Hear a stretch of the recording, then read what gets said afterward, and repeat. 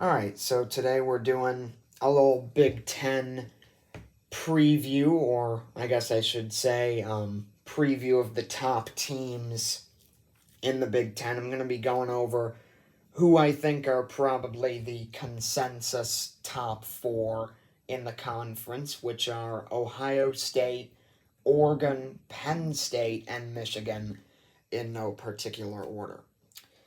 So, first, just going out of my Phil Steele book here, we got Ohio State. So, Ohio State, obviously, probably we all know what happened with them last year, 11 and 0.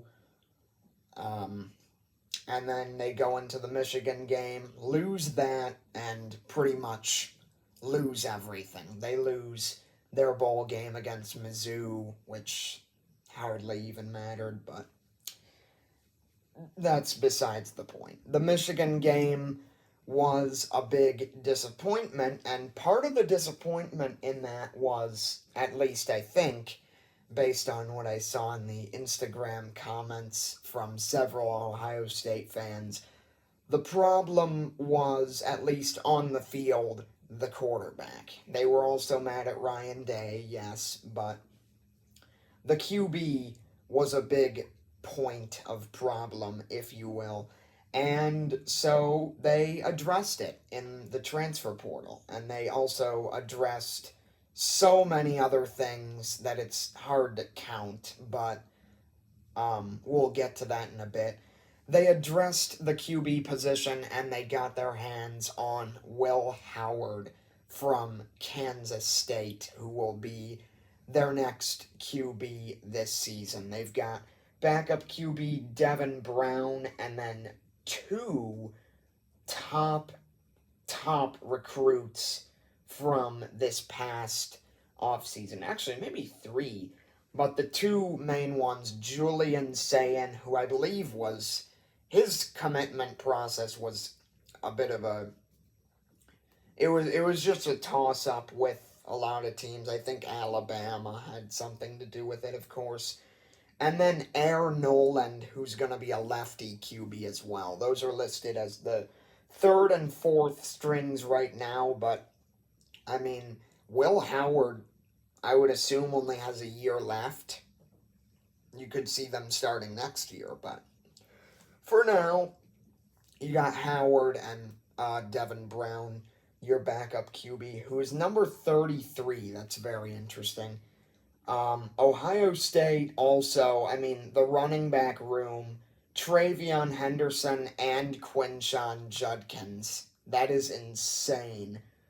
Wide receiver room also, you got Emeka Egbuka, who is returning one of the best wideouts in the country last year, and now this year he's back for more.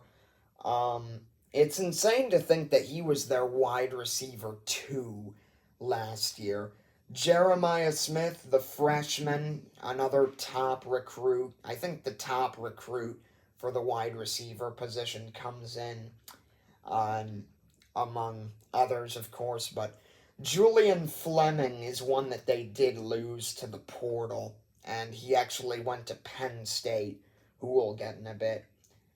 A bunch of returning names on the offensive line. Defensively, not too many disruptions in that defense from what I can tell. They also addressed the secondary by going out and getting five-star recruit Caleb Downs, who had an amazing year with Alabama last year. He now joins them. And then you got guys like Denzel Burke and Jack Sawyer and all those guys who will be returning for Ohio State. Will Howard said it himself, this team is really, championship is the goal for this team, and with a talent level like this, I would not see why not. Oregon is next on the list. Oregon, obviously, the only one of these teams who is a newcomer to the Big Ten. The other three are all original Big Ten members. Oregon, another team who went and addressed the QB position in the transfer portal after one of probably their, I won't say best, but better QBs in team history left for the NFL, which was Bo Nix. And they go out and get Dillon Gabriel from Oklahoma, who has now transferred twice. Dillon Gabriel, oh, I remember so much about him. Dillon Gabriel, the season after UCF went undefeated and they had that Mackenzie Milton guy. That's such a throwback name. Mackenzie Milton, and he left after they went undefeated. And it was Dillon Gabriel who comes in as not the backup, but the starter for the next year. I think they almost went undefeated again the next season. They were like 12-0, and I think Gabriel was the QB, if I'm not mistaken, that year when they went 12-1. They lost to, I believe it was Joe Burrow and LSU in the bowl game that year, which obviously the year after that is the LSU team from 2019. But that's a different story for a different day. He goes and joins Oklahoma for, I believe, 2 years, and now he's here up in Eugene, Oregon with head coach Dan Lanning. Dante Moore is also in that QB room, who I don't know what has happened to him. He committed to Oregon originally, decommitted, flipped to UCLA, which, okay, first off, why? But, okay. He gets playtime there, freshman year, I'll give him that. Wasn't amazing. Decides to transfer, enter the transfer portal. Where does he end up? Oregon. So, and now he's going to be sitting on the bench this year. So, all very interesting with Dante Moore, I guess I mean to say. Yeah, all very interesting stuff. Jordan James is going to be running back number 1 alongside Noah Whittington, both of them returning from last year, I believe. James was kind of the running back 2 figure behind Bucky Irving, who is now gone. Wide receiver position, you got Tez Johnson returning, which is a huge return for Oregon. Obviously, you got Troy Franklin, who was drafted this year, I think to the Broncos as well, if I'm not mistaken, alongside Bo Nix. And he was obviously a huge thing, but Tez Johnson, I would say, was not far behind him. And he is back this year for the Ducks. Also, you pull Evan Stewart out of the transfer portal from Texas A&M, which is a huge get. Terrence Ferguson returns at the tight end position. So this is, and defensively looks like similar to Ohio State, a lot of returning quality players on that side of the ball. So this is also a team that could very well make a run for teams like Ohio State's money, per se. I forgot to look at the schedule, but Oregon, out of conference, you got Oregon State, which is great to see that they're keeping, or trying to keep that alive, Oregon and Oregon State. It's a great rivalry. That's going to be at Reser Stadium, so tensions are going to be high there for sure. In conference, UCLA, it's a homecoming for Dante Moore, although he probably won't be playing in it. Michigan State, and then October 12th, which if you haven't seen the schedule for October 12th, I won't get into it too much, but it's absolutely absurd. Ohio State goes to Eugene, Oregon. That is circle that on your calendar. That is what I personally believe will be the Big Ten championship. Illinois, Michigan at the Big House. That's a big game.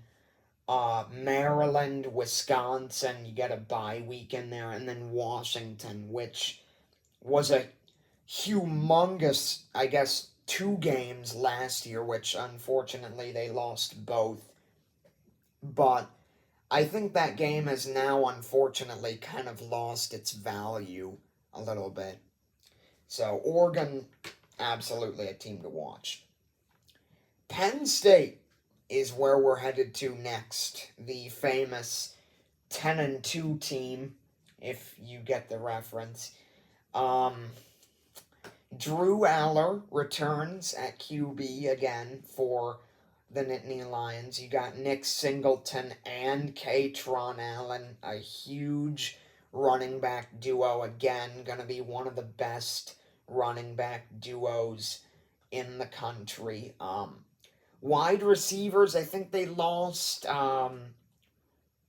what's his name? Lambert Smith. They lost him in the portal. He went to, I want to say Auburn, but I'm not sure. So some new faces in this wide receiver room for sure. But you got Julian Fleming, as I said, from Ohio State, which is going to be very interesting to see him against Ohio State, which is at home November 2nd. I could easily see that as the whiteout game for Penn State. Penn State, Ohio State, that would be huge. Looking at this schedule for Penn State, West Virginia on the road. That's, okay, first off, I feel like I shouldn't skip over that. If that's I don't know if it is, but if it's a night game, that place is going to be rocking. So I feel like I shouldn't just skip over that. Home opener against Bowling Green. Then you got a bye, and then kind of a skid of 3 not too bad games. Kent State, Illinois, UCLA, USC on the road, maybe a bit of a challenge. Bye, Wisconsin on the road. If this team is really serious, I do believe that they should be undefeated heading into that Ohio State game on the second night of November, which, as I said, if that's not the whiteout game, that's such a missed opportunity.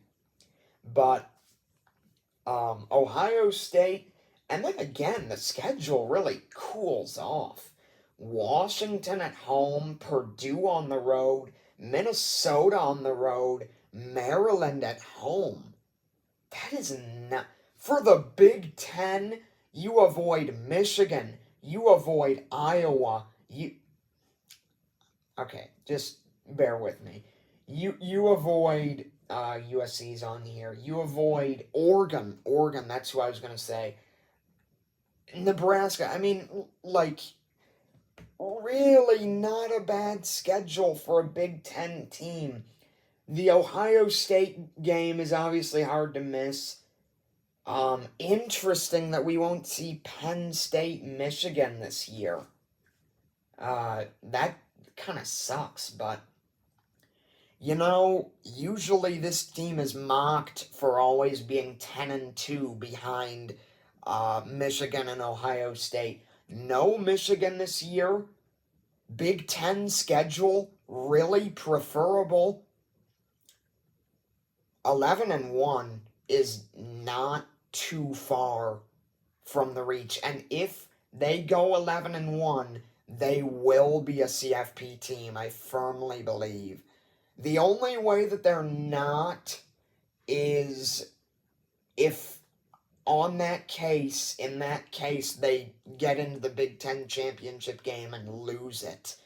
Which, if they get into the Big Ten championship game and someone like Ohio State, again, or like Oregon, who they haven't seen, ends up there, I do see them losing that. But preferable schedule and all. This is Penn State. I guess make of that what you will. We're gonna see that Penn State Ohio State game is another to schedule on your calendar. I want to see Drew Aller under pressure again this year. Last year, not great at all. This year, we're going to find out soon, but moving on, this is the last team we're going to cover in the Big Ten for today, which is Michigan. Michigan, I believe that the two teams who were arguably hit hardest in the offseason, well, hit hardest, I mean, there are a lot of ways that you could decipher who was hit the hardest, and it could be a lot of teams depending on who you say, but Michigan and Washington were two of the hardest hit teams. They both lost everything, but I want to say Washington lost more, and Washington is going to take a big step back this year. Michigan will take a step back. I mean, it's hard not to after last year, but Michigan is going to take a step back this year, I believe, for sure. I mean, the wide receiving core is kind of a little question mark. You don't have a lot of guys in that room with a lot of experience. Donovan Edwards returns for the running backs. That's a big plus. Obviously, Blake Corum, you lose him. The point, though, that is the biggest question mark for me on this offense. I see offensive line doesn't return a lot either, but the QB is, if they're gonna want to compete with the big teams, the Oregons, the Ohio States, the USC, Texas out of conference, which I cannot wait for. Texas, Michigan at the Big House. Again, I feel like I say everything should be a night game, but I believe if they don't make that a night game, that's such a miss. Texas and Michigan, that has to be a night game. Either that or the one against Oregon. That one, too. If you want to compete with those two teams, those three, I guess, because they're going to have to go to Columbus, too, the QB play's got to be there. I mean, and the QB room, quite frankly, is the biggest question mark. I mean, you got Alex Orji, the junior, Davis Warren, the freshman, Jack Tuttle, who's really has been everywhere and now ends up here. You hardly return anything offensively. Defensively, they do return a good amount of production in a good amount of areas. So the defense should be solid, but we're going to see how that offense works. And we're going to see it early against Texas, September 7th, which is a huge game right out the gate. But I do feel like they lose that. I do. It's home. It's a huge game. The Big House is going to be rocking, but I feel like they lose. I mean, 3 losses? Here's the thing. Here's a question. Michigan goes 9-3. They lose to Texas, Oregon, Ohio State. I don't think they're in, which is brutal. Those 3 games are insane on one schedule. That's brutal. But you took 3 losses, 2 of them were at home. Even with the 12-team CFP, I don't see how that's enough to get in. So, it's one of those things, like, almost no matter how good the schedule is, we're going to see, or how good the team is, I should say. So, that brings me to my question. Those are the four that I would really see competing for the Big Ten title. With divisions gone, you don't have that big question mark of who's going to win the Big Ten West, which it really is a question every year, and then Iowa somehow pulls it out of who knows where with a last second win over Nebraska in week 13. Or I guess week 14 now this year because everyone has 2 byes. Who do I think is going to be in the Big Ten championship? I actually I'm like changing my mind right now. I feel like because of the schedule, Penn State is, here's what I'll say. If Penn State doesn't make the Big Ten championship, that is a loss. That is a big loss for them. They cannot sit here. Yeah. If they don't make the Big Ten championship, they don't deserve to be in the CFP, I don't think.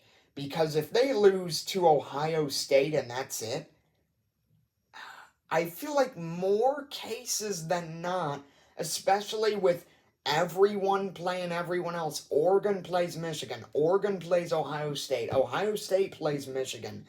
More cases than not, if they just lose one, they're good to go to get into the Big Ten championship, I feel like. Just statistically speaking. We'll see how that works out, though. Wow. This is really tough. I don't see Michigan making it. I don't see Michigan making it. Does Oregon have both games home? No, they have to go to Michigan. Oh, shoot. Oh my gosh. I am, like, not prepared at all. What is... Oh, wow.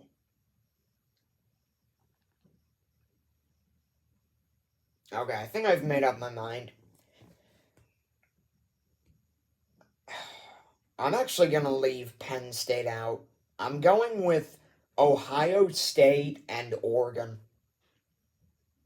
That's my Big Ten championship. Who wins? I don't know. I have no idea. It's so hard to say. Penn State, I just feel like I'm a Miami fan, so I know exactly what this feeling is. I feel like they're gonna mess up somewhere where they shouldn't. Ohio State, obviously, if they lose there, yeah, okay. But we're talking other than that. I mean, if you look at the schedule, a game like Wisconsin, a game like USC, I mean, you're traveling all the way across the country to take on Lincoln Riley and the Trojans. A game like that could just be a slip-up game, and they miss the Big Ten championship. The schedule is the easiest out of the Big Four teams, undeniably. Undeniably. It's the easiest out of the Big Four teams. They avoid Michigan, they avoid Oregon, they avoid Iowa.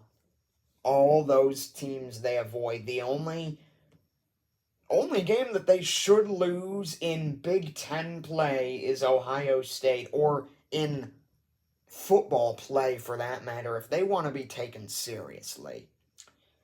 So, long story short, I guess that's my Big Ten prediction. I'm going with Ohio State and Oregon. I've got Penn State. I think Ohio State, Penn State. Ohio State, I definitely see as a more talented team, but that whiteout environment is one of a kind. It truly is. We're gonna see. I'm just gonna leave it there, honestly. This is the Big Ten's gonna be fun to watch for sure. It's gonna be so fun to watch. So yeah, that's all I've got for this one.